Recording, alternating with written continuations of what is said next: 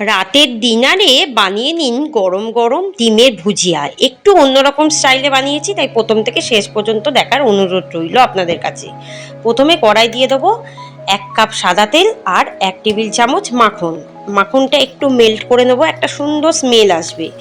এরপর দিয়ে দেবো 2টো কুচিয়ে রাখা পেঁয়াজ। যদি মাঝারি সাইজের পেঁয়াজ হয় তাহলে 2টো দেবেন, আর যদি বড় পেঁয়াজ হয় একটা দিলেই হবে।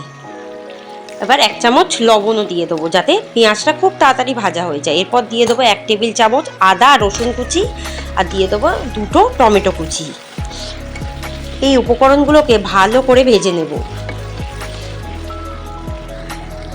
এই উপকরণগুলো ভাজা হয়ে গেলে দিয়ে দেবো প্রথমে 3টে ডিম, তারপর আরও 2টো ডিম, মানে মোট 5টা ডিম ভেঙে আমি দিয়ে দিলাম।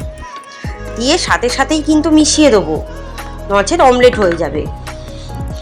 এরপর দিয়ে দেবো 1 টেবিল চামচ গোলমরিচ গুঁড়ো। আপনারা ঝালের পরিমাণটা বুঝে দেবেন। দেখুন ছোট ছোট ভুজিয়ার আকারে কেটে নিতে হবে।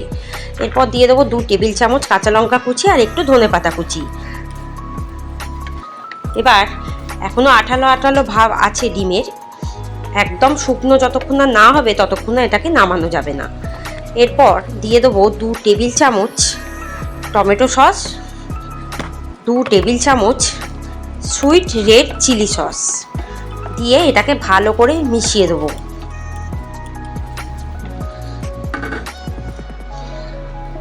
এরপর দেখুন ডিমের ভুজিয়াটা প্রায় রেডি হয়ে গেছে। এরপর দিয়ে দেবো কুচিয়ে রাখা চিজ,